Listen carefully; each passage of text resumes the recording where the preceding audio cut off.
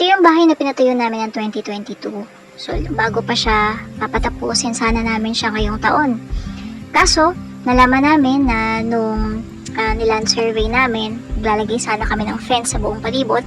So, pinaland survey namin at nalaman namin na yung bahay ay actually nasa labas ng lote.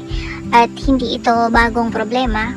Madalas mangyari yung ganitong problema dito sa probinsya. So, naitayo na yung bahay, tatapusin na sana tong porch na to. Napakaganda ng view. Kaso, ayan, nakita nyo maraming materyales dahil kailangan namin magtayo ng bagong bahay. So, kung tatanungin ninyo kung bakit hindi na lang binili yung lote, marami kaming ni-research ng mga option, pero ang pinakamadali ay lumipat na lang ng lugar.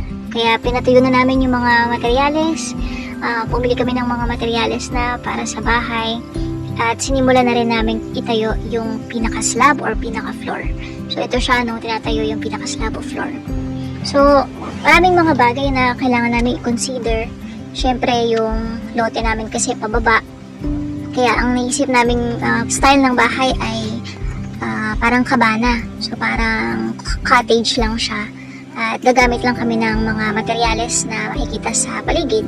Maliban sa mga bagay na hindi namin kayang kunin sa paligid. So, yung mga kahoy, ito yung kahoy na yan, gagawin namin haligi sa bagong bahay.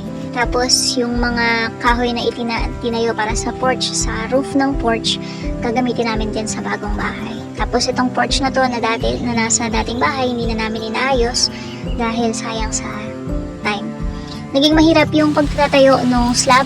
Kita niyo yung ulan. Laging umuulan nitong taon na to. Kaya bubuti na lang natapos din namin yung slab part. So ngayon, ito na siya. Naghihintay na lang siya na maikabit yung mga wood area, mga wood na part ng bahay. At meron na kaming mga materyales, pero dahil wala pa kaming budget para sa labor, so piniprepare lang namin yung mga materyales hanggang sa magkaroon kami ng budget. At yun ang pinag-iipunan namin. Galing nung pinsan ko kasi talagang siya yung nagsabi na gawing matibay yung mga pilar, mga haligi. Lalo na ngayon, nakakailang earthquake na tayo. Kaya mabuti na lang at sinadjust niya, sinabi niya kung paano dapat itayo yung haligi. So ito na siya ngayon. I-update ko kayo sa susunod kung ano na yung magiging kalagayan ng bahay namin.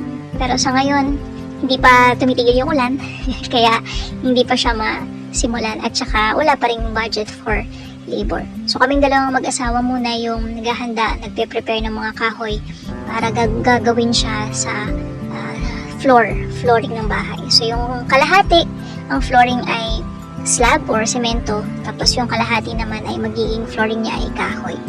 So yan lang. I-update ko kayo next time at salamat sa panonood. Bye!